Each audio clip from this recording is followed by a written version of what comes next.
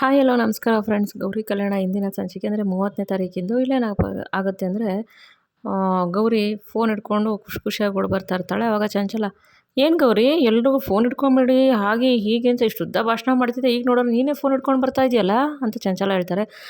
ಚಂಚಲ ಅವರೇ, ಫೋನು ಒಳ್ಳೇದಕ್ಕೆ ಉಪಯೋಗ ಮಾಡಿದ್ರೆ ಏನೂ ತಪ್ಪಿಲ್ಲ ಅಂತ ಅಜ್ಜಿನೇ ಹೇಳಿದಾರಲ್ವಾ, ನಾನು ಒಳ್ಳೇದಕ್ಕೆ ಮಾತ್ರ ಉಪಯೋಗಿಸ್ತಾ ಇದ್ದೀನಿ ಅಂದಾಗ, ಹಂಗಂದ್ರೆ ಅಂದಾಗ, ಏನಿಲ್ಲ ಆ ವಿಷಯ ಬಿಡಿ, ಇವಾಗ ಶ್ಯಾಮವ್ರೆ ಇಲ್ಲಿ ನೋಡಿ ನಿಮ್ಮ ಕವನಗೆ ಫಸ್ಟ್ ಪ್ರೈಸ್ ಬಂದಿದೆ ಅಂದರೆ, ಏನು ಹೇಳ್ತಾ ಇದ್ದೀರ ಅದಕ್ಕೆ ನೀವು ಅಂದಾಗ, ಹೌದು ಶ್ಯಾಮವ್ರೆ ನಿಮ್ಮ ಕವನಗೆ ಫಸ್ಟ್ ಪ್ರೈಸ್ ಬಂದಿದೆ ಗೊತ್ತಾ ಅಂದಾಗ, ಅದಕ್ಕೆ ನಿಜ ಹೇಳ್ತಾ ಇದ್ದೀರಾ ಅಂತ ಶ್ಯಾಮ್ ಕೇಳ್ತಾರೆ. ಹೌದು ಶ್ಯಾಮ್, ನಾನು ಯಾಕೆ ಸುಳ್ಳು ಹೇಳಿ, ನಿಜವಾಗ್ಲೂ ಶ್ಯಾಮವ್ರೆ ನೋಡಿ ನಿಮ್ಮ ಕವನಗೆ ಫಸ್ಟ್ ಪ್ರೈಸ್ ಬಂದಿದೆ ಅಂದರೆ. ಆಮೇಲೆ ಜ್ಞಾನೇಶು, ಏನು ಹೇಳ್ತಿದ್ಯಮ್ಮ ಗೌರಿ, ಇವನ ಕವನ ಕೇಳೋಕ್ಕೆ ನಮಗೆ ಬೇಜಾರಾಯ್ತದೆ, ಇವನ ಕವನ ನೋಡಿ ಫಸ್ಟ್ ಪ್ರೈಸ್ ಕೊಟ್ಟವ್ರೆ ಅಂದರೆ ಅವರೆಲ್ಲೋ ಕ್ಲಾಸಲ್ಲಿ ಲಾಸ್ಟ್ ರ್ಯಾಂಕ್ ತಗೋತಿದ್ದ ಸ್ಟೂಡೆಂಟ್ಸ್ ಅನಿಸುತ್ತೆ, ಫಸ್ಟ್ ಪ್ರೈಸ್ ತಗೋತಿದ್ದಾರಲ್ಲ ಲಾಸ್ಟ್ ಪ್ರೈಸ್ ತಗೋತಿದ್ದವ್ರು ಅನಿಸುತ್ತೆ, ಅದಕ್ಕೆ ಇವ್ನ ಕವನಕ್ಕೆ ಫಸ್ಟ್ ಪ್ರೈಸ್ ಕೊಟ್ಟವ್ರೆ ಅಂತ ಅಂದ್ಬಿಟ್ಟು ಜ್ಞಾನೇಶ್ ಹೇಳ್ತಾರೆ. ಅಯ್ಯೋ ಚಿಕ್ಕ ಮಾವ, ಆ ಥರ ಅಲ್ಲ, ಅವರಲ್ಲಿ ತುಂಬ ಒಳ್ಳೆ ಪ್ರತಿಭೆ ಇದೆ, ಅದನ್ನು ಯಾರೂ ಗುರುತಿಸ್ತಾ ಇಲ್ಲ. ಶ್ಯಾಮವ್ರೆ ನಿಮ್ಮ ಪ್ರತಿಭೆ ನಿಮಗೇ ಗೊತ್ತಿಲ್ಲ ಗೊತ್ತಾ, ನಿಮ್ಗೆ ಗೊತ್ತಿಲ್ಲದಂಗೆ ಒಳ್ಳೊಳ್ಳೆ ಕವನಗಳ ಸಾಲನ್ನ ಬರ್ತೀರ ನೀವು, ಅದು ನಿಮಗೆ ಗೊತ್ತಿಲ್ಲ ಅಷ್ಟೇ ಅಂದಾಗ, ಅದಕ್ಕೆ ನೀವೇನು ಹೇಳ್ತಾ ಇದ್ದೀರ ಅಂದಾಗ, ಅಯ್ಯೋ ಇಲ್ಲಿ ನೋಡಿ ಅಂತ ಹೇಳ್ಬಿಟ್ಟು ಫೋನ್ ತೋರಿಸ್ತಾಳೆ. ನೋಡಿ ನಿಮಗೆ ಫಸ್ಟ್ ಪ್ರೈಸ್ ಬಂದಿದೆ ಗೊತ್ತಾ ಅಂದ್ಬಿಟ್ಟು ಅಂದಾಗ, ಆವಾಗ ಶ್ಯಾಮ್ಗೆ ಖುಷಿಯಾಗ್ಬಿಡುತ್ತೆ. ಅದಕ್ಕೆ ನಿಜವಾಗ್ಲೂ ನಂಗೆ ತುಂಬ ಖುಷಿಯಾಗ್ತಿದೆ ಅಂದಾಗ, ಆವಾಗ ತಾತ ಮದ್ದಿನ ಬಂದು ಮತ್ತು ಶಾರದಮ್ಮ ಎಲ್ಲ ಅಲ್ಲೇ ಇರ್ತಾರೆ. ಆವಾಗ ತಾತ ನನಗೆ ಆಶೀರ್ವಾದ ಮಾಡಿ, ಅಜ್ಜಿ ನನಗೆ ಆಶೀರ್ವಾದ ಮಾಡಿ, ದೊಡ್ಡಮ್ಮ ಆಶೀರ್ವಾದ ಮಾಡಿ, ಅಮ್ಮ ಆಶೀರ್ವಾದ ಮಾಡಿ ಅಂತ ಎಲ್ಲರಿಗೂ ಆಶೀರ್ವಾದ ತಗೋತಿರ್ತಾರೆ. ಆಮೇಲೆ ಜ್ಞಾನೇಶ್ ಅಲ್ಲೇ ಇರ್ತಾರೆ. ಕಂದ ನಿಮ್ಮಪ್ಪ ನಾನು ಇಲ್ಲಿದ್ದೀನಿ ಪಪ್ಪ ಅಂತ ಕರೀತಾರೆ. ಜ್ಞಾನೇಶ್ ಕರೆದಿದ್ದ ತಕ್ಷಣ ಶ್ಯಾಮ್ ಅಲ್ಲಿಗೆ ಹೋಗ್ತಾರೆ. ಅಲ್ಲಿಗೆ ಹೋಗ್ಬಿಟ್ಟು ನನಗೂ ಆಶೀರ್ವಾದ ತಗೊಳ್ಳೋ, ನಂಗೆ ಕಾಲಿಗೆ ಬೀಳೋ, ಆಶೀರ್ವಾದ ಮಾಡ್ತೀನಿ ಅಂತ ಜ್ಞಾನೇಶ ಕೇಳ್ತಾರೆ. ಅಪ್ಪ ಆಶೀರ್ವಾದ ಮಾಡಪ್ಪ ಅಂದ್ಬಿಟ್ಟು ಕಾಲಿಗೆ ಬಿದ್ದು ಆಶೀರ್ವಾದ ತಗೋತಾರೆ. ತುಂಬ ಖುಷಿಯಾಯಿತು ಕಂದ, ಇವತ್ತು ನಾನು ನಿನ್ನ ಕವನಗಳು ಗೀಚ್ಕೊಂಡು ಹೆಂಗೆಂಗೋ ಸುಮ್ಮನೆ ಇರ್ತೀಯ ಅಂತ ತಿಳ್ಕೊಂಡೆ, ಭಾರಿ ಖುಷಿ ಆಯಿತು ಕಣಪ್ಪ, ನಂಗೆ ತುಂಬ ಸಂತೋಷ ಆಯಿತು ಅಂತ ಅಂದಾಗ, ಅವಾಗ ಶ್ಯಾಮು, ಅದಕ್ಕೆ ನಿಜವಾಗ್ಲೂ ಈಗಲೂ ನಂಗೆ ನಂಬೋಕ್ಕಾಗ್ತಿಲ್ಲ ಅದಕ್ಕೆ ಅಂದಾಗ, ನಂಬಲೇಬೇಕು ಶ್ಯಾಮರ, ಇದು ನಿಜನೇ, ಅವತ್ತು ನಿಮ್ಮ ಹತ್ರ ಒಂದು ಸತಿ ಕವನ ಬರ್ಸ್ಕೊಂಡಿದ್ದೆ ನೆನಪಿದೆಯಾ ಅಂದಾಗ, ಹ್ಞೂ ಅದಕ್ಕೆ ಆ ಕವನ ನಾನು ಒಂದು ಬ್ಲಾಗಲ್ಲಿ ಅಪ್ಲೋಡ್ ಮಾಡಿದ್ದೆ, ಅಲ್ಲಿ ಸಾವಿರಾರು ಕವನಗಳು ಬಂದಿತ್ತು, ಅದರಲ್ಲಿ ನಿಮ್ಮ ಕವನ ಸೆಲೆಕ್ಟ್ ಆಗಿ ಫಸ್ಟ್ ಪ್ರೈಸ್ ಬಂದಿದೆ ಗೊತ್ತಾ ಅಂತ ಅಂದ್ಬಿಟ್ಟು ಗೌರಿ ಹೇಳ್ತಾಳೆ. ಅವಾಗ ಶ್ಯಾಮ್, ಥ್ಯಾಂಕ್ಸ್ ಅದಕ್ಕೆ, ನನ್ನ ಪ್ರತಿಭೆನ ನೀವಾರು ಗುರುತಿಸಿದ್ರಲ್ಲ, ಥ್ಯಾಂಕ್ಸ್ ಅದಕ್ಕೆ ಅಂದಾಗ, ಅಯ್ಯೋ ನಾನಲ್ಲ, ನಿಮ್ಗೆ ಒಳ್ಳೆ ಪ್ರತಿಭೆ ಇದೆ ಶ್ಯಾಮವ್ರೆ ಅಂತ ಅಂದಾಗ, ಅವಾಗ ಎಲ್ಲರಿಗೂ ಖುಷಿ ಆಗ್ಬಿಡುತ್ತೆ. ಅವಾಗ ಆಶಾ, ಗೌರಿ ನಂಗೆ ತುಂಬ ಖುಷಿಯಾಯಿತು ಗೌರಿ, ನನ್ನ ಮಗ ಇವತ್ತು ಫಸ್ಟ್ ಪ್ರೈಸ್ ತಗೊಂಡವನೇ, ತುಂಬ ಖುಷಿ ಆಗ್ತಿದೆ ನನಗೆ ಅಂತ ಅಂದ್ಬಿಟ್ಟು ಆಶಾ ಅಂತಾರೆ. ಹ್ಞೂ ಚಿಕ್ಕತ್ತೆ, ನಿಮ್ಮ ಮಗ ಒಳ್ಳೆ ಕವಿ ಬರೀತಾರೆ, ನಿಮ್ಗೆ ಗೊತ್ತಿಲ್ಲ ಅಷ್ಟೇನೆ ಅಂತ ಅಂದ್ಬಿಟ್ಟು ಗೌರಿ ಹೇಳ್ತಾಳೆ. ಅವಾಗ ಸರಿತಾ, ಶ್ಯಾಮ್ ನಂಗೆ ತುಂಬ ಖುಷಿ ಆಯಿತು ಕಣೋ, ನಿಜವಾಗ್ಲೂ ನಿಮ್ಮ ದೊಡ್ಡಪ್ಪ ಇದ್ದರೆ ತುಂಬ ಖುಷಿ ಪಟ್ಟಿರೋರು, ನಿಮ್ಮ ದೊಡ್ಡಪ್ಪಂಗೆ ಫೋನ್ ಮಾಡಿ ಹೇಳ್ಬಿಡು, ತುಂಬ ಖುಷಿ ಪಡ್ತಾರೆ ಅಂದಾಗ, ಹ್ಞೂ ದೊಡ್ಡಮ್ಮ ಹೇಳ್ತೀನಿ ಅಂತ ಶ್ಯಾಮ್ ಹೇಳ್ತಾರೆ. ಆಮೇಲೆ ಸರಿ ಅಂದ್ಬಿಟ್ಟು ವಿವೇಕ್ ಬಂದು ಕಂಗ್ರಾಟ್ಸ್ ಅಂತ ಅಂದ್ಬಿಟ್ಟು ಅಂತಾರೆ. ಥ್ಯಾಂಕ್ಸ್ ಅಣ್ಣ ಅಂದಾಗ, ಪಾರ್ಟಿ ಎಲ್ಲಿಂದಾಗ, ಪಾರ್ಟಿ ಕೊಡಿಸ್ತೀನಣ್ಣ ಆದರೆ ದುಡ್ಡು ನಿಂದೆ ಅಂದಾಗ ವಿವೇಕ್ ನಗ್ತಾರೆ. ಆಮೇಲೆ ಸರಿ ಅಂದ್ಬಿಟ್ಟು ಚಂಚಲ ಕಂಗ್ರಾಟ್ಸ್ ಅಂದಾಗ, ಥ್ಯಾಂಕ್ಸ್ ಅತ್ತೆ ಅಂತ ಅಂದ್ಬಿಟ್ಟು ಹೇಳ್ತಾರೆ. ಆಮೇಲೆ ಸರಿ ಅಂದ್ಬಿಟ್ಟು ಅಷ್ಟೇ, ಇನ್ಯಾರು ಥ್ಯಾಂಕ್ಸ್ ಕಂಗ್ರಾಟ್ಸ್ ಹೇಳಲ್ಲ. ಮೋನಿಕಾ ಮತ್ತು ಅನಿಕೇತ್ ಅಲ್ಲೇ ಮುಖ ಊದಿಸ್ಕೊಂಡು ನಿಂತಿರ್ತಾರೆ. ಆಮೇಲೆ ಸರಿ ಅಂದ್ಬಿಟ್ಟು ಗೌರಿ ಹತ್ರ ಬಂದ್ಬಿಟ್ಟು ಶ್ಯಾಮು, ಅದಕ್ಕೆ ತುಂಬ ಥ್ಯಾಂಕ್ಸ್ ಅದಕ್ಕೆ, ಇವತ್ತು ನನ್ನ ಕವನನ ಗುರುತಿಸ್ಬಿಟ್ಟು ಎಲ್ಲರೂ ನನ್ನ ಕವನ ಹೊಗಳುತ್ತಿದ್ದಾರೆ ಅಂದರೆ ಅದಕ್ಕೆ ಕಾರಣ ನೀವೇ ಅದಕ್ಕೆ, ನಿಜವಾಗ್ಲೂ ನಿಮ್ಗೆ ಎಷ್ಟು ಧನ್ಯವಾದಗಳು ಹೇಳಿದ್ರು ಸಾಲದು, ನಿಮ್ಗೆ ತುಂಬ ತುಂಬ ಧನ್ಯವಾದಗಳು. ಅಯ್ಯೋ ಶ್ಯಾಮವ್ರೆ, ಧನ್ಯವಾದಕ್ಕೋಸ್ಕರ ಅಲ್ಲ, ನಿಮಗೆ ಕಲೆ ಎಲ್ಲರಿಗೂ ಗೊತ್ತಾಗಲಿ ಅಂತ ನಾನು ಮಾಡಿದ್ದು, ಇದನ್ನು ಬ್ಲಾಗ್ ಹಾಕಿದ್ದು ನಾನು ಅಂತ ಅಂದ್ಬಿಟ್ಟು ಗೌರಿ ಹೇಳ್ತಾಳೆ. ತುಂಬ ಧನ್ಯವಾದಗಳು ಅದಕ್ಕೆ ಅಂತ ಅಂದ್ಬಿಟ್ಟು ಶ್ಯಾಮ್ ಹೇಳ್ತಾರೆ. ಆಮೇಲೆ ಸರಿ ಅಂದ್ಬಿಟ್ಟು ಮೋನಿಕಾ, ಫಸ್ಟ್ ಪ್ರೈಸ್ ಅಂತಿದೆಯಲ್ಲ ಅಂತ, ಫಸ್ಟ್ ಪ್ರೈಸ್ ಏನೋ ಅಂತ ಅಂದ್ಬಿಟ್ಟು ಮೋನಿಕಾ ಕೇಳ್ತಾಳೆ. 5,000 ರೂಪಾಯಿ ಕ್ಯಾಶ್ ಪ್ರೈಸು ಅಂತ ಅಂದ್ಬಿಟ್ಟು ಗೌರಿ ಹೇಳ್ತಾಳೆ. ಗೌರಿ 5,000ನಾ ಅಂತ ಚಂಚಲ ಕೇಳಿದಾಗ, ಹ್ಞೂ ಚಂಚಲ ಅವರೇ ಅಂತ ಗೌರಿ ಅಂದಾಗ, ನಾವು ಹೋಟ್ಲಿಗೆ ಹೋದ್ರೆ, ನಾವು ದೀನಬಂಧು ಕುಟುಂಬದವ್ರು ಒಂದು 5 ಸ್ಟಾರ್ ಹೋಟ್ಲಿಗೆ ಹೋದರೆ 5,000 ರೂಪಾಯಿ ಅಲ್ಲಿ ವೆಯ್ಟರ್ ಟಿಪ್ಸೇ ಕೊಡ್ತೀವಿ ಗೊತ್ತಾ ಅಂತ ಅಂದ್ಬಿಟ್ಟು ಚಂಚಲ ಹೇಳ್ತಾರೆ. ಅವಾಗ ಗೌರಿ, ಚಂಚಲ ಅವರೇ 5,000 ರೂಪಾಯಿ ಟಿಪ್ಸು ನೀವು ಕೊಡ್ಬೋದು, ಆದರೆ ಇದು ಶ್ಯಾಮ್ ಅವರು ಕಷ್ಟಪಟ್ಟು ಅವ್ರ ಪ್ರತಿಭೆ ಗುರುತಿಸಿ ಬಂದಿರೋ ಪ್ರೈಸು, ಇದು ಕಲೆ, ಈ ಕಲೆಗೆ ಬೆಲೆ ಕಟ್ಟೋಕ್ಕಾಗಲ್ಲ. ಕಲಾ ಸರಸ್ವತಿ ಅವ್ರಿಗೆ ಒಲ್ ಬಂದಿದ್ದಾಳೆ, ಅದರಿಂದ ಅವ್ರಿಗೆ ಕಲೆಗೆ ಬೆಲೆ ಕಟ್ಟೋಕ್ಕಾಗಲ್ಲ. ನೀವು ದೀನಬಂಧು ಮನೆತನದಿಂದ ಕೋಟಿ ಇರ್ಬೋದು, ನೀವು ಟಿಪ್ಸ್ ಕೊಡ್ಬೋದು, ನಿಮ್ಮ ಬ್ಯಾಂಕ್ ಬ್ಯಾಲೆನ್ಸೂ ಇರ್ಬೋದು, ಟಿಪ್ಸ್ ಕೊಡ್ಬೋದು, ಆದರೆ ಕಷ್ಟಪಟ್ಟು ದುಡ್ದಿರ್ತೀವಲ್ಲ, ಅದರಲ್ಲಿ ಒಂದೊಂದು ರೂಪಾಯಿಲಿರೋ ಬೆಲೆ ಅಷ್ಟು ಮಹತ್ವವಾದದ್ದು, ನಿಮ್ಗೆ ಗೊತ್ತಿಲ್ಲ ಚಂಚಲ ಅವರೇ ಅಂತ ಅಂದ್ಬಿಟ್ಟು ಗೌರಿ ಹೇಳ್ತಾರೆ. ಅಷ್ಟಾಗಿ ದೀನ್ ಬಂದವರು, ಕರೆಕ್ಟಮ್ಮ ಗೌರಿ, ನೀನು ಹೇಳ್ತಿರೋದು 100% ಕರೆಕ್ಟು. ಹೌದು ಚಂಚಲ, ಗೌರಿ ಹೇಳ್ತಿರೋದು ನಿಜನೇ. ಕಲೆ ಇರೋ ಕಡೆಗೆ ಸರಸ್ವತಿ ಹುಡ್ಕೊಂಡು ಬರ್ತಾಳೆ. ಹಂಗೆ ನಮ್ಮ ಶ್ಯಾಮ್ಗೆ ಕಲಾ ಸರಸ್ವತಿ ಹುಡ್ಕೊಂಬಂದಿದ್ದಾಳೆ. ಕಲೆಗೆ ಯಾವತ್ತೂ ಬೆಲೆ ಕಟ್ಟೋಕ್ಕಾಗಲ್ಲ. ನಿನ್ನ ಹತ್ರ ಎಷ್ಟೇ ಇರ್ಬೋದು, ಆದರೆ ಕಲೆಗೆ ಬೆಲೆ ಕಟ್ಟೋಕ್ಕಾಗತ್ತೆ ಅಂತ ತಿಳ್ಕೊಂಡಿದ್ಯಾ ನೀನು? ನಿನ್ನ ಹತ್ರ ದುಡ್ಡಿದೆ ಅಂದ ಮಾತ್ರಕ್ಕೆ ಕಲೆಗೆ ಬೆಲೆ ಕಟ್ತೀಯಾ? ಕಲಾ ಸರಸ್ವತಿಗೆ ಯಾವತ್ತೂ ಬೆಲೆ ಕಟ್ಟೋಕ್ಕಾಗಲ್ಲ. ಲಕ್ಷ್ಮೀ ಸರಸ್ವತಿ ಅವ್ರಾಗ ಉಳ್ದು ಬರಬೇಕು, ಅದನ್ನು ತಿಳ್ಕೊ ಮೊದಲು ನೀನು ಚಂಚಲ ಅಂತ ಅಂದ್ಬಿಟ್ಟು ದಿನ ಬಂದು ಹೇಳ್ತಾರೆ. ಚಂಚಲ ತಲೆ ಬಗ್ಸ್ಕೊಂಡು ಸುಮ್ಮನೆ ಆಗ್ಬಿಡ್ತಾಳೆ. ಆಮೇಲೆ ಸರಿ ಅಂತ ಹೇಳ್ಬಿಟ್ಟು ಶ್ಯಾಮ್ ಗೌರಿ ಹತ್ರ ಬಂದ್ಬಿಟ್ಟು ವಿವೇಕ್ ಅಲ್ಲೇ ನಿಂತಿರ್ತಾರೆ ಗೌರಿ ಕೈ ಇಟ್ಕೊಂಡು. ತುಂಬ ಧನ್ಯವಾದಗಳು ಅದಕ್ಕೆ, ನನ್ನ ಪ್ರತಿಭೆನ ಗುರುತಿಸಿ ಇವತ್ತು 4 ಜನ ನನ್ನನ್ನು ಹೊಗಳಂಗೆ ಮಾಡಿದ್ರಲ್ಲ, ನಿಜವಾಗ್ಲೂ ತುಂಬ ಖುಷಿ ಆಗುತ್ತೆ ಅದಕ್ಕೆ. ಮತ್ತೆ ಹೇಳ್ತೀನಿ ತುಂಬ ಧನ್ಯವಾದಗಳು ಅದಕ್ಕೆ ಅಂತ ಅವ್ರ ಕೈ ಹಿಡ್ಕೊಂಡು ಕಣ್ಗೆ ಉತ್ಕೊತಾರೆ. ಗೌರಿ, ಅಯ್ಯೋ ಶ್ಯಾಮ್ ಅವರೇ, ನೀವು ಇದೆಲ್ಲ ಬೇಜಾರು ಮಾಡ್ಕೋಬೇಡಿ, ಏನಿಲ್ಲ, ಎಲ್ಲ ಒಳ್ಳೇದೇ ಬಿಡಿ, ನೀವು ನಿಮ್ಮ ಕಲೆ ಗೊತ್ತಾಗಬೇಕು ಅಷ್ಟೇ, ಏನಿಲ್ಲ ಅಂತ ಅಂದ್ಬಿಟ್ಟು ಅಂದಿದ ತಕ್ಷಣ ಸರಿ ಧನ್ಯವಾದ ಅದಕ್ಕೆ ಅಂತ ಅಂದ್ಬಿಟ್ಟು ಮತ್ತೆ ಹೇಳ್ಬಿಟ್ಟು ಹೊಂಟ್ಬಿಡ್ತಾನೆ. ಇಲ್ಲೇನಾಗುತ್ತೆ, ಗೌರಿ ಮತ್ತು ವಿವೇಕು ನಿದ್ದೆ ಮಾಡೋಕ್ಕೆ ರೂಮಿಗೆ ಬರ್ತಾರೆ. ಗೌರಿ ಹಾಸಿಗೆನ, ವಿಕ್ಕಿ ನೀನು ತುಂಬ ಖುಷಿ, ಯಾವಾಗಲೂ ನನ್ನ ಜೊತೆ ಇರ್ತೀಯ ಅಲ್ವಾ ವಿಕ್ಕಿ ಅಂತ ಹಾಸಿಗೆ ಹಿಡ್ಕೊಂಡು ಹೇಳ್ತಿರ್ತಾರೆ. ಆಮೇಲೆ ಸರಿ ಅಂದ್ಬಿಟ್ಟು ವಿವೇಕು, ಏಯ್ ಅಂದಾಗ, ಏನು ಹೇಳೋಕ್ಕೆ ಬಂದ್ರಲ್ಲ, ಏನು ಅಂದಾಗ, ಏನೂ ಇಲ್ಲ, ಮತ್ತು ಏನು ಕರೆದಿದ್ದು ಅಂದಾಗ, ನಾನೇನು ಕರೀಲಿಲ್ಲ, ಮತ್ತು ಏನು ಹೇಳೋಕ್ಕೆ ಬಂದ್ರಲ್ಲ, ಏನೂ ಹೇಳೋಕ್ಕೆ ಬಂದಿಲ್ಲ, ಮತ್ತು ಬಿಡಿ ಅಂತ ಅಂದ್ಬಿಟ್ಟು ಅಂದ.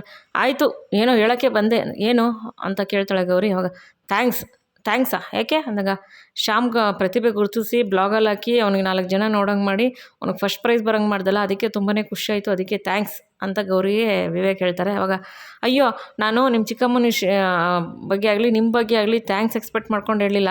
ಶ್ಯಾಮ್ ಅವರಲ್ಲಿ ಕಲೆ ಇದೆ, ಅದು ಎಲ್ಲರಿಗೂ ಗೊತ್ತಾಗಲಿ ಅಂತ ಮಾಡಿದ್ದಷ್ಟೇ, ಇನ್ನೇನಿಲ್ಲ ಅಂದಾಗ, ಅದಕ್ಕೆ ಥ್ಯಾಂಕ್ಸ್ ಅಂದಾಗ, ಬೇಡ ನನಗೇನು ಥ್ಯಾಂಕ್ಸ್ ಅಂದಾಗ, ವಾಪಸ್ ಕೊಟ್ಬಿಡು ಅಂತ ವಿವೇಕ್ ಹೇಳ್ತಾರೆ.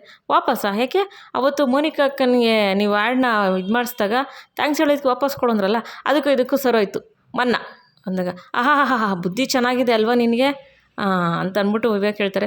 ಅದು ಇವಾಗ ನಿಮ್ಗೆ ಗೊತ್ತಾಯ್ತಾ, ಮೊದಲೇ ಗೊತ್ತಿರಲಿಲ್ವ ನನಗೆ ಬುದ್ಧಿ ಇದೆ ಅಂತ ಅಂದಾಗ, ಅಯ್ಯೋ ಏನು ಹೇಳಿದ್ರು ಮಾತಾಡ್ತಾನೆ ಇರ್ತೀಯಲ್ವ ಅಂದಾಗ, ಅಯ್ಯೋ ಬಿಡಿ ಸಾಹೇಬ್ರೆ, ನಾನೇನು ಮಾತಾಡೋಕ್ಕೆ ಬಂದಿದ್ದೀನಿ, ನಿಮ್ಮ ಜೊತೇಲಿ ಬದುಕೊಳ್ಳಲ್ಲ ಅಲ್ವಾ ಅಂದಾಗ, ಏಯ್ ಮತ್ತೆ ಸುತ್ತೆ ಅದಕ್ಕೆ ಬರ್ತೀಯಲ್ಲ ಅಂದಾಗ, ಅಯ್ಯೋ ನೀವು ಹೇಳಿದ್ದು ನಾನು ಹೇಳಿದೆ ತಾನೇ, ಹೋಗ್ಲಿ ಬಿಡಿ ಅಂದಾಗ, ಸರಿ ಆಯಿತು ಬೆಳಗ್ಗೆ ಬೇಗ ಎದ್ದೇಳು ಅಂದಾಗ, ಬೇಗನಾ ಯಾಕೆ ಅಂದಾಗ, ಏನಿಲ್ಲ ಅಂದಾಗ, ಏನು ಹನಿಮೂನ್ ಕರ್ಕೊಂಡು ಹೋಗ್ತೀರಾ, ಹಾಗಾದ್ರೆ 3 ಗಂಟೆ ರಾತ್ರಿಗೆ ಎದ್ದು ರೆಡಿ ಆಗಿಬಿಡ್ತೀನಿ ಅಂದಾಗ, ಅಯ್ಯೋ ಹಂಗೆಲ್ಲ ಏನಿಲ್ಲಮ್ಮ ಅಂದಾಗ, ಮತ್ತು ಇನ್ನೇನು ಅಂದಾಗ, ಆಫೀಸ್ಗೆ ಕರ್ಕೊಂಡು ಹೋಗ್ಬೇಕು ಅದಕ್ಕೆ ಆಫೀಸ್ಗೆ, ಸರಿ ಆಯಿತು 7:15 ಎಬ್ಬರಿಸಿ, ಎಷ್ಟು ಗಂಟೆಗೆ 8 ಗಂಟೆಗೆ ಅಂತ ವಿವೇಕ್ ಹೇಳ್ತಾರೆ.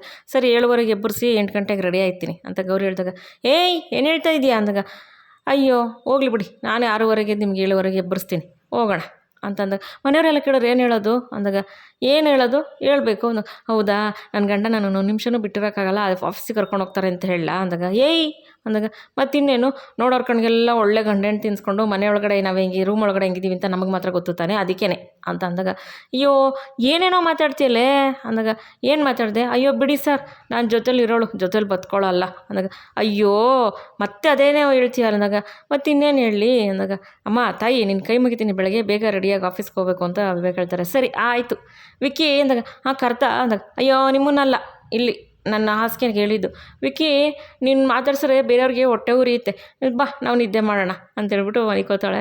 ಆವಾಗ ಬೇಕು, ಆಯಿತು ನಿದ್ದೆ ಮಾಡು ಅಂತೇಳ್ಬಿಟ್ಟು ಇಬ್ಬರು ಕೋಳಿ ಜಗಳ ಆಡ್ಕೊಂಡು ಇಬ್ಬರು ಮಲ್ಕೊತಾರೆ. ಆಮೇಲೆ ಸರಿ ಇಲ್ಲೇ ಕಳೆನಾಗುತ್ತೆ, ಕಾಂತಲಕ್ಷ್ಮಿ ವೀರಣ್ಣ ಕೂತಿರ್ತಾರೆ. ಕಾಂತಲಕ್ಷ್ಮಿಯವರು, ಅವ್ರಿ ಚಮನ್ಲಾಲ್ ಅವ್ರಿಗೆ ಬಡ್ಡಿ ದುಡ್ಡು ಕೊಡಬೇಕಲ್ಲ, ಮತ್ತು ಅಸಲು ಕೊಡಬೇಕು, ಏನಾರು ವ್ಯವಸ್ಥೆ ಮಾಡೋದು ಅಂತ ಯೋಚನೆ ಮಾಡಿದ್ರಾರು ಇಂದಾಗ ಚಿನ್ನು ಇದನ್ನೆಲ್ಲ ಕೇಳಿಸ್ಕೊತಾ ಇರ್ತಾಳೆ. ಏನು ವ್ಯವಸ್ಥೆ ಮಾಡಲಿ ಕಾಂತ, ಇರೋದು ಒಂದೇ ದಾರಿ ನಮಗೆ ಅಂದಾಗ, ಏನು ರೀ ಅದು ಅಂದಾಗ, ಈ ಮನೆ ಮಾರ್ಬಿಡ್ತೀನಿ ಅಂದಾಗ, ರೀ ಏನು ಹೇಳ್ತಾ ಇದ್ದೀರಿ, ಈ ಮನೆ ನಮ್ಮ ಕನಸು ನಮ್ಮ ಉಸಿರು ಕಂಡ್ರಿ, ಇದನ್ನು ಮಾರ್ಬಿಡ್ತೀರ ಅಂದಾಗ, ಬೇರೆ ದಾರಿ ಇಲ್ಲ ಕಾಂತ, ಇವಾಗ ಸಾಲಗಾರರು ಬಂದು ಕತ್ತಿನ ಪಟ್ಟು ಹಿಡ್ಕೊಂಡು ಸಾಲ ಕೇಳ್ಬೇಕಾರೆ ನಾವು ಮೈ ಮೇಲಿರೋ ಒಡವೆನೋ ಏನೋ ಒಂದು ಮಾರಿ ಅವ್ರಿಗೆ ಸಾಲ ತೀರಿಸ್ಬೇಕಲ್ವ, ಅದೇ ಥರ ಇದೂ ಮನೆ ಮಾರ್ಬಿಟ್ಟು ಅವ್ರಿಗೆ ಸಾಲ ಕೊಟ್ಬಿಟ್ಟು ನೆಮ್ಮದಿಯಾಗಿ ಒಂದು ಗುಡಿಸ್ಲಲ್ಲಿ ಆರಾಮಾಗಿ ತಲೆ ಎತ್ಕೊಂಡು ಓಡಾಡ್ಕೊಂಡಿರ್ಬೋದು ನಾವು. ಅದಕ್ಕೆ ನಾಳೆ ಒಬ್ರು ಯಾರೋ ಬರ್ತೀನಿ ಅಂತ ಹೇಳೋರೆ, ಅವ್ರು ಬಂದು ಹ್ಞೂ ಅಂತ ಒಪ್ಪಿಗೆ ಆಯಿತು ಅಂದರೆ ಅಡ್ವಾನ್ಸ್ ಇಸ್ಕೊಂಡು ಚಮಲಾಲ್ಗೆ ಬಡ್ಡಿ ದುಡ್ಡು ಕೊಟ್ಬಿಡ್ತೀನಿ ನಾನು ಅಂತ ಅಂದ್ಬಿಟ್ಟು ಕಾಂತಲಕ್ಷ್ಮಿಗೆ ವೀರಣ್ಣ ಹೇಳ್ತಾರೆ. ಅವಾಗ ಕಾಂತಲಕ್ಷ್ಮಿ, ರೀ ಅಂದಾಗ, ಬೇರೆ ದಾರಿ ಇಲ್ಲಕ್ಕ ಅಂತ ನನಗೆ ಅಂದಾಗ, ಚಿನ್ನು ಇದನ್ನೆಲ್ಲ ಕೇಳಿಸ್ಕೊಂಡು, ಅಯ್ಯೋ ಅಪ್ಪ ಈ ಮನೆ ಮಾರ್ಬಿಡ್ತಾರ, ಈ ಮನೆ ಅಪ್ಪನ ಕನಸು ಅಪ್ಪನ ಉಸಿರು, ಅಪ್ಪ ಈ ಮನೆ ಮಾರ್ಬಿಟ್ರೆ ಏನು ಮಾಡೋದು, ಹೆಂಗಾನ ಮಾಡಿ ಈ ವಿಷಯನ ಗೌರಕ್ಕಂಗೆ ಹೇಳ್ಬೇಕಲ್ಲ ಅಂತ ಫೋನ್ ಇಟ್ಕೊತಾಳೆ. ಅಯ್ಯೋ ಬೇಡ, ಗೌರಕ್ಕಂಗೆ ಹೇಳೋದು ಬೇಡ, ಆದರೆ ಹೆಂಗಾನ ಮಾಡಿ ಈ ವಿಷಯ ಗೌರಕ್ಕಂಗೆ ಗೊತ್ತಾಗಂಗೆ ಮಾಡಬೇಕಲ್ಲ, ಏನು ಮಾಡೋದು ಇವಾಗ, ನಾನು ಯಾರಿಗೆ ಹೇಳೋದು ಇವಾಗ, ಏನು ಮಾಡಲಿ ಅಂತ ಚಿನ್ನು ಫೋನ್ ಎತ್ಕೊಂಡು ಹೊರಗಡೆ ಬರ್ತಾಳೆ. ಕಾಂತಲಕ್ಷ್ಮಿಯವರು ಮತ್ತು ವೀರಣ್ಣವರು ವೀರಣ್ಣವ್ರ ಮನೆ ಮಾರ್ತೀನಿ ಅಂತ ಕಾಂತಲಕ್ಷ್ಮಿಯವ್ರು ಕೂಡ ತುಂಬಾ ಬೇಜಾರಾಗುತ್ತೆ. ಆಮೇಲೆ ಸರಿ ಅಂದ್ಬಿಟ್ಟು ಇಲ್ಲಿ ಈ ಕಡೆ ಏನಾಗುತ್ತೆ, ಗೌರಿ ಆಫೀಸಿಗೆ ಬರ್ತಾಳೆ ವಿವೇಕ್ ಜೊತೆಗೆ, ಬೆಳಕಾಗಿರುತ್ತಲ್ಲ ಆಫೀಸಿಗೆ ಬರ್ತಾರೆ. ಬರ್ತಿದ್ದಂಗೆ ಪಿಂಕಿ ಸಿಕ್ಕಿ good morning sir, good morning ma'am ಅಂತಾಳೆ. ಹಾಂ ಗುಡ್ ಮಾರ್ನಿಂಗ್ ಅಂತ ಅಂದ್ಬಿಟ್ಟು ವಿವೇಕ್ ಅಂತಾರೆ. ಸರ್ ನಿಜವಾಗ್ಲೂ ತುಂಬ ಖುಷಿಯಾಗುತ್ತೆ ಸರ್ ಅಂದಾಗ, ಯಾವುದಕ್ಕೋ ಅಂತ ವಿವೇಕ್ ಹೇಳ್ತಾರೆ. ಇನ್ನೊಂದು ಸರ್ ಮೇಡಮ್ ಮೇಲೆ ಅವ್ರ ಟ್ಯಾಲೆಂಟ್ ಗುರುತಿಸ್ಬಿಟ್ಟು ನೀವು ಮೇಡಮ್ ಬಗ್ಗೆ ಅಷ್ಟು ಅಪ್ರಿಷಿಯೇಟ್ ಮಾಡೋಲ್ಲ, ಅದಕ್ಕೆ ಸರ್ ಅಂತ ಅಂದ್ಬಿಟ್ಟು ಪಿಂಕಿ ಅಂತಾಳೆ.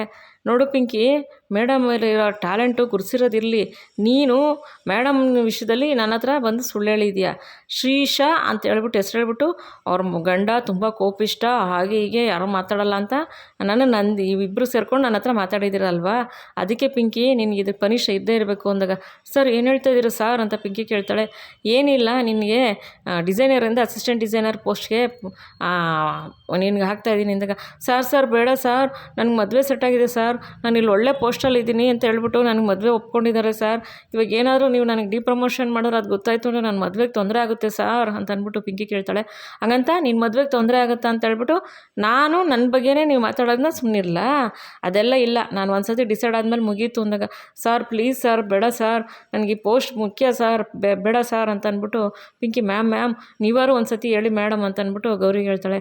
ರೀ ಅದು ಪಾಪ ಮದುವೆ ಫಿಕ್ಸ್ ಆಗಿದೆ ಅಂತೀರಿ, ನಮ್ಮಿಂದ ಅವ್ರ ಮದುವೆಗೆ ತೊಂದರೆ ಆಗೋದು ಬೇಡ, ಪಾಪ ಅವರಾದ್ರೂ ಮದುವೆ ಮಾಡ್ಕೊಂಡು ಹುಡುಗನ ಜೊತೆ ಚೆನ್ನಾಗಿರಲಿ ಅಂತ ಅಂದಾಗ, ಏನೋ ಹಂಗಂತ ಯಾವ ಹುಡುಗನ ಜೊತೆಗೆ ಹಂಗಾರೆ ನಾವು ಚೆನ್ನಾಗಿಲ್ವ, ನಾವು ಎಷ್ಟು ಚೆನ್ನಾಗಿದ್ದೀವಿ ಅಂತ ಎಲ್ರಿಗೂ ಗೊತ್ತು ಬಿಡಿ ಅಂತ ಗೌರಿ ಅಂತಾಳೆ.